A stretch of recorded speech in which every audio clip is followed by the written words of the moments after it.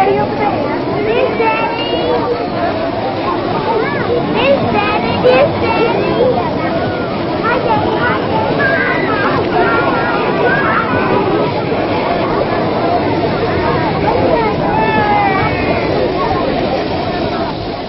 The family reunited after 6 months' separation. 6 months of loneliness and waiting. 6 months from the boy grown twice as tall. 6 months away from the new baby. The men are Navy flyers. The place is Rhode Island. The time is early spring. Soon it will be summer.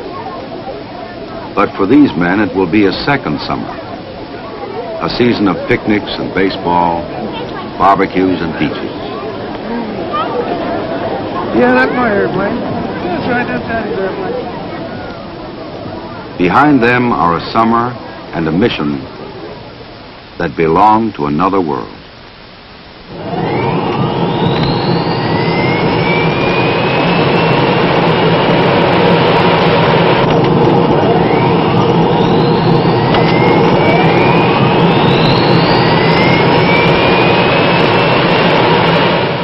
Antarctica, the other world, the other summer.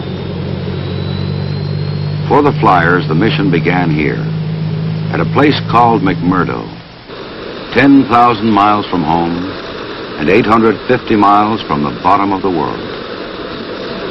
Willie Tower, this is Navy 48320 for taxi. 420 Tower, we're trying to taxi skiway 36. Altimeter 2936.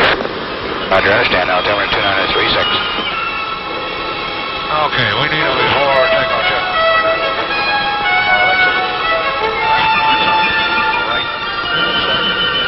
Pressurization. Autopilot off. Flaps are set at 50. Flight controls. Hydraulic pressures and quantities. Pressures check. Quantity checks. Ground idle. Released. Before takeoff checklist complete. Ready to go.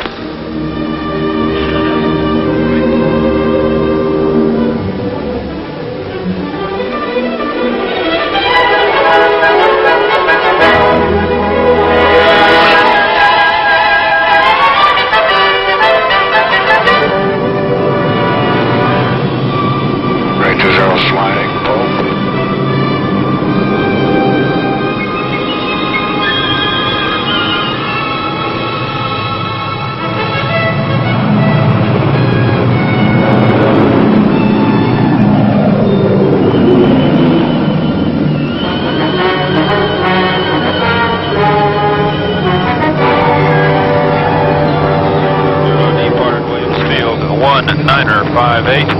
Climbing to flight level 280, estimating Bravo 12036.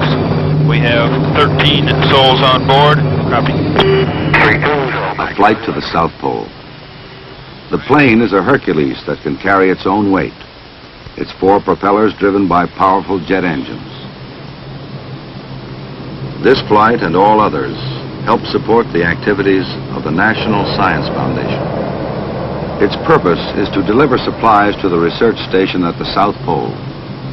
Necessities for a scientific outpost wholly dependent on the outside world.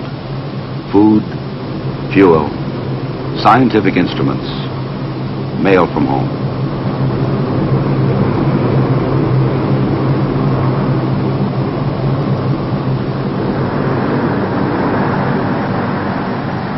A plane, a place, a job. Flight is much the same everywhere on Earth, but here, aviation requires special skills. There are few reference points on the blank surface. The human eye cannot be trusted. The pilot relies on instruments to judge his height above the ice, the distance to a mountain.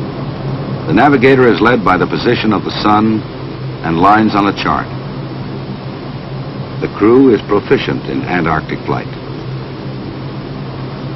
The plane is well equipped for this special task. The pilots are veterans who have flown in war and now bring their years of experience to the peaceful challenge at the bottom of the world.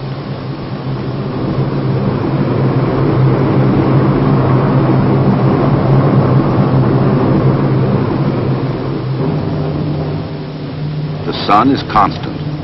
It is summer in Antarctica, the 6-month day. Morning spans October, Christmas comes at noon.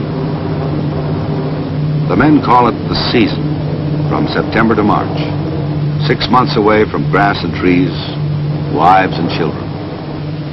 Half a year of flying from one white point to another white point. The continent below is covered by a sea of ice thousands of feet thick. There are islands in the sea, chains of mountains 2 miles high. Rivers of ice flow from these mountains, monstrous glaciers, the greatest on Earth, forever inching northward to the oceans. There they break off into huge slabs, great and ancient tables of ice doomed to drift aimlessly with the currents until they dissolve into the sea in which they were born millions of years ago.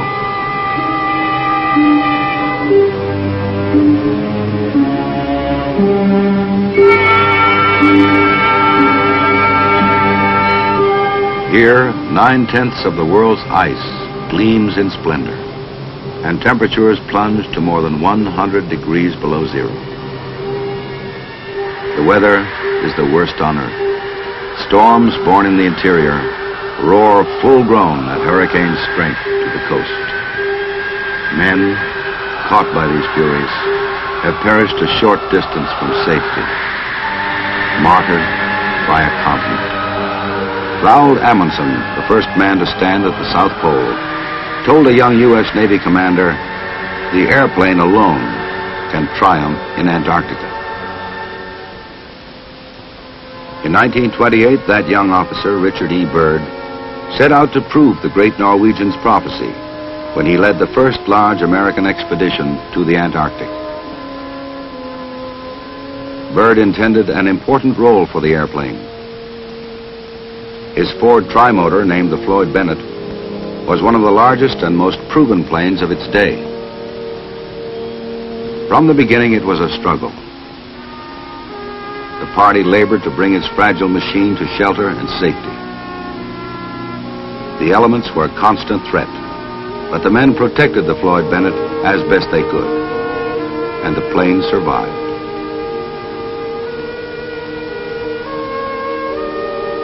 In November 1929, the Floyd Bennett was ready for flight.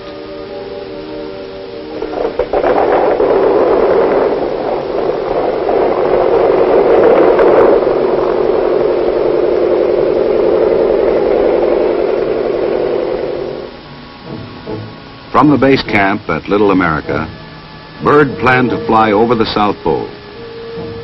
He intended to photomap his route with a specially adapted aerial camera. After months of arduous preparation and planning, he was ready for the most significant test of the airplane in Antarctica.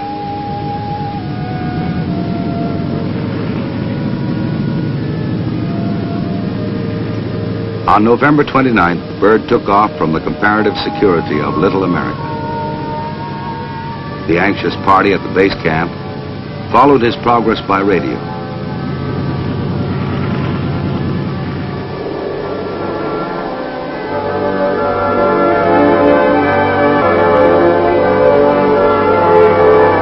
The plane performed correctly.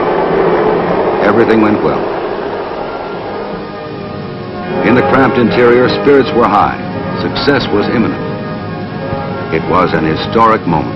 The Floyd Bennett at 90 degrees south. The South Pole. Byrd dropped the United States flag at the exact spot. It was an ambition achieved and a dream realized. The pole flight was a success. The future of aviation in the Antarctic was assured, and in the history of exploration, there was another entry. His exploit marked the beginning of great progress in Antarctica and signaled the end of the long and tortuous treks of the dog teams. It meant the end of a dramatic and heroic era. Man and his hardy animals pitted against the great white continent. Man had wings to lift him above the white mass. the airplane would set Antarctica in perspective. In the 1930s, Byrd returned to the White Continent with other aircraft, but it was apparent that the airplane was far from secure. During these years, several airplanes were battered and wrecked as Antarctica resisted intrusion. The pole flight was a breakthrough, but by no means a conquest.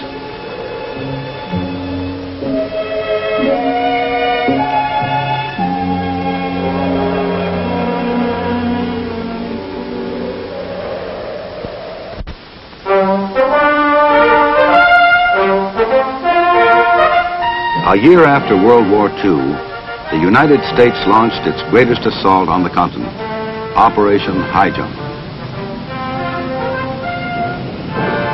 From an aircraft carrier, the USS Philippine Sea, airplanes were flown into the continent for the first time. The war had accelerated the advance of aviation. Better equipment and more sophisticated machines were available.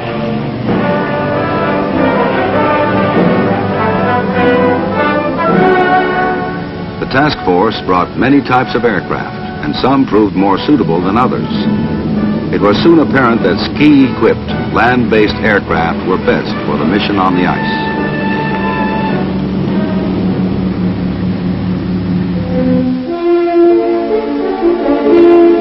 The primary objective of High Jump was to photomap a large portion of the continent. Under the supervision of Admiral Byrd, the operation proved highly successful.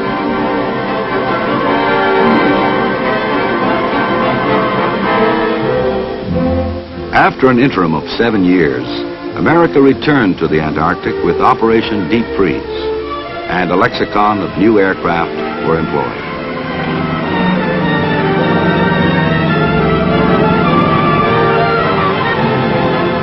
Cruising ranges had increased, and the task of photomapping the vast interior progressed. Aircraft that could take off in a short distance flew into areas previously denied the airplane. Larger planes capable of greater loads transported equipment for new bases. Scheduled flights of personnel, supplies, and mail to Antarctica became a reality. In 1956, the K-Sarah was the first plane to land at the South Pole. Rear Admiral George Dufek had demonstrated that a station could be maintained at the South Pole, supported solely by airplane. It was another advance for Antarctic aviation. But the struggle was far from over. The airplane had not subdued the continent, and Antarctica extracted a terrible price in men and planes. In the first dozen years of Operation Deep Freeze, 22 flyers died in crashes. The effort and sacrifice of naval aviators and the early pioneers smoothed the way for those who followed.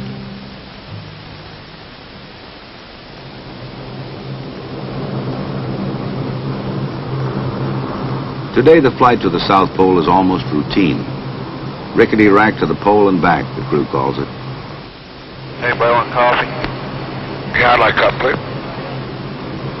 Now the plane crosses in minutes a glacier that took dog teams a month to traverse. The crew is secure from the cold, wrapped in a pressurized cocoon, while the plane cruises free of turbulence, miles above the surface. Below them now, the great polar plateau. Thousands of square miles, barren, flat and white, broken only by the wind. Pole Station is only a few miles away. Pole GCA, this is Navy 3820. We're 75 miles out at this time. Flight level 280, inbound on a heading of 352, requesting descent, over. 320, roger, descend and maintain 11,000. Roger, understand. 11,000. Confirm the altimeter setting, please. The station that straddles the axis of the Earth was built on the surface, but through the years has been drifted over. Only a few emergency shelters, access tunnels, and aerials betray its existence.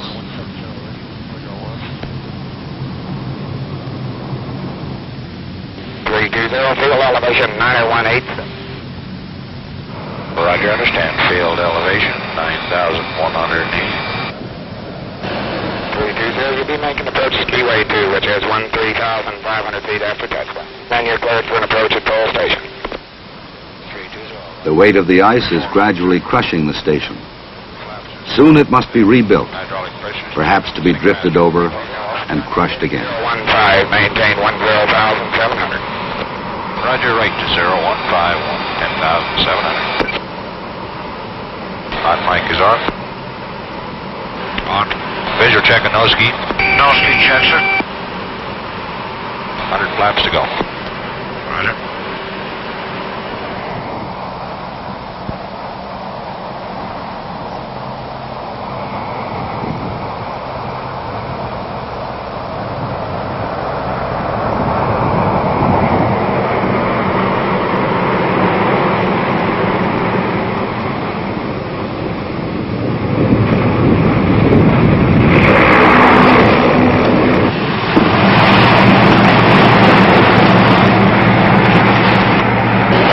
Flaps are up. Pressurization. Low pressure. Electrical panel. Set. Jack, that was a little bit rough off toward the end of the skiway. I think next time we come in, we better land about 1,000 or 1,500 feet farther down. Say that nose ski a little bit. 320 will remain here only a few minutes, just long enough to unload its cargo. Engines must be kept running. Lubricants might freeze in moments if not kept circulating. Jack, we'll taxi up to the forward fuel pit there, the forward hose, and drop off this fuel.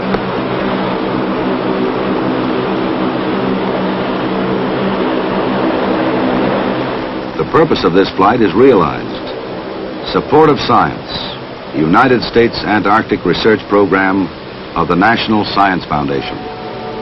Here is one of the greatest natural laboratories in the world, frozen in time, unchanged for 2 million years. Scientists work in this suspended environment, looking leisurely into the past, searching for clues that may help shape the future. The atmosphere here is the thinnest and clearest on Earth. Radios pick up exceptionally strong signals from outer space. Glaciologists, geologists, meteorologists probe and study. Special attention is given to weather in the belief that the entire world may be affected by weather that originates here. 4 Hercules aircraft support the scientific program that ranges over a continent almost twice the size of the United States.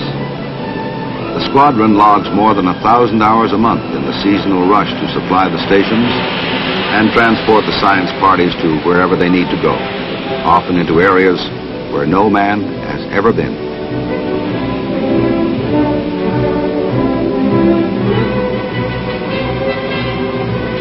The squadron can transport a completely equipped field party, including food, shelter, instruments, and enough supplies to maintain the party for weeks.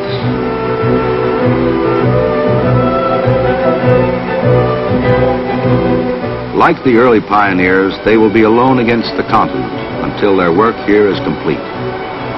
Then the airplane that brought life into this area will return to take it back to civilization.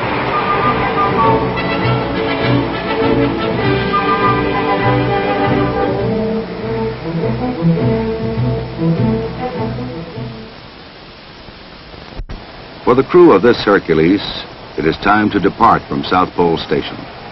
For them, the day's work is nearly done. They are going back to McMurdo, back to another white point. Low passenger flight, do we have all the backload cargo secured? Are we ready for takeoff?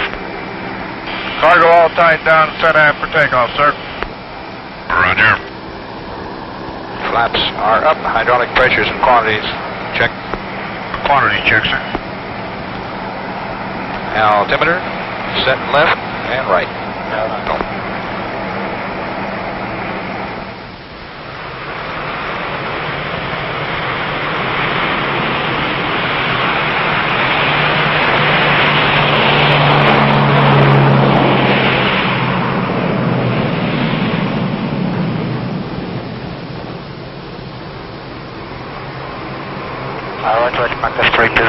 Off pole, down 0713. Going to flight level 310. Estimated McMurdo 1013. Now, the plane does the work.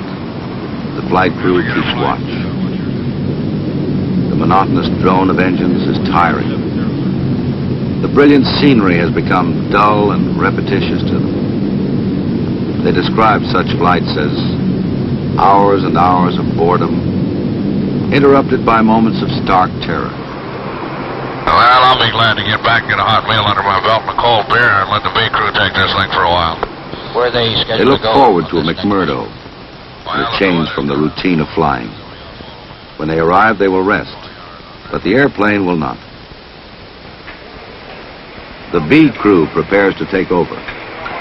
This is the second shift, facing 18 hours or more of constant sun, thousands of miles crossing and recrossing uncharted stretches of the interior. So we just after probably around Christmas, you'll have the 10,000 hours on. That'll be nice. Soon they will leave behind the meager comforts of McMurdo, the largest station in Antarctica. It is a frontier town on the edge of the last frontier. To the crews, it is simply the hill.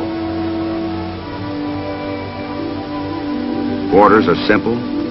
Recreation is limited. Time off is pursued relentlessly. Anything to make it pass quickly. Remembering the other life 10,000 miles away. Oh, look at that. Get him. Gotta get him. The flyers admit that conditions are good under the circumstances. Better than during the early days of deep freeze. Still, they say, an hour in the air is an hour off the ice. The airfield, Williams Field, is a short distance from McMurdo. Scratched from solid ice 40 feet above the waters of the Ross Sea, Williams is gradually going to sea, a part of the ice shelf on which it rests. In the unending daylight, operations continue round the clock, for this is truly a race with the sun. It is the culmination of Admiral Byrd's dream. I am hopeful that Antarctica, in its symbolic robe of white, will shine forth as a continent of peace, as nations working together there in the cause of science set an example of international cooperation. Explorer, scientist, dog team, and airplane. All have combined to open Antarctica and its secrets. But while we may uncover Antarctica, the continent cannot be tamed. We got a weather report from McMurdo. Ceiling's now 300 feet. Visibility has dropped to 3/4 of a mile. Wind is still out of the northwest, picking up with gusts to 30, and blowing snow has commenced. Okay, well, looks like we got a storm moving in from the north. We're going to have to go on in. We don't have enough fuel to go back, so let's just hope it doesn't go down much lower than that. The continent reigns supreme, and its weather is a mighty symbol of authority. To the grid north and west. The winds out there at 360 at 30, gust to 46. Man cannot control the weather here. He tracks it from outer space, measures, analyzes, diagrams, and computes it. Still, the violent temper of Antarctica rises without warning. Winds scoop loose snow from the mountains and hurl it at the coast. A great white cape spreads across the sky, sweeping away all definition. When storms are detected, flights can be canceled. But when the storms build unexpectedly, sometimes a plane is caught aloft.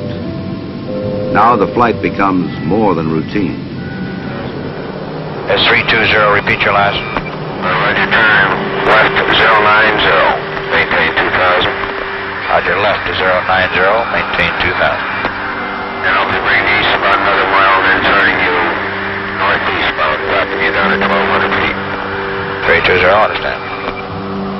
320, turn left 20, 30, maintain 1,200, watch your passing altitude. This is what the flyers have trained for. 30, descending to 1. All the hours of practice are here given the crucial test. Now, the price paid in earlier days by less fortunate aviators is repaid to some degree. 6 miles from touchdown. 1,200 altitude. 030 the heading. Runway 010. 010, no heading. 1,200 altitude. Let your glide path begin a normal rate of descent. Low coming up. Slightly below. Coming up. Very slightly below. On glide path. Coming up on glide path. Slightly below 3 miles from touchdown. Runway 354, your new heading. Slightly below glide path, coming up slowly. Slightly below the glide path. Now you're coming up. Slightly below on the glide path. Left 354, on glide path, going above glide path, 1 mile from touchdown. Slightly above glide path, left of 351. Skiway inside. Slightly to your right. Okay. On the glide path. The runway is to your right. On the glide path. Pass on the skiway. Over radar, touchdown, please landing, contact the tower.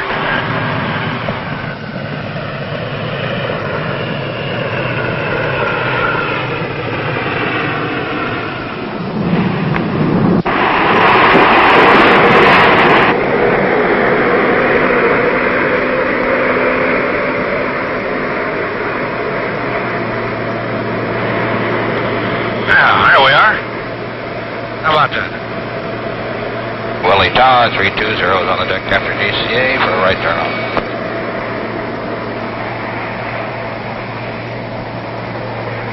And so the flight is over. Their mission for the day is done.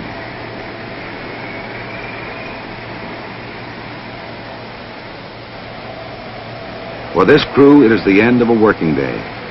Soon it will be the end of another season. Too much more of this to put up with. Another month and a half, and we'll be back where it's warm again. Here's Daddy over there. Here's Daddy. Here's Daddy. Now it is time for the second summer. A summer of gentle showers instead of blizzards, of bathing suits instead of parkas. When the sun returns in the Antarctic, the squadron will return. The white continent will be unchanged. Flight will always be hazardous there. No matter what machines may come, the greatest defense against the dangers will be, as it has been, the skill, experience, and courage of the Navy flyer.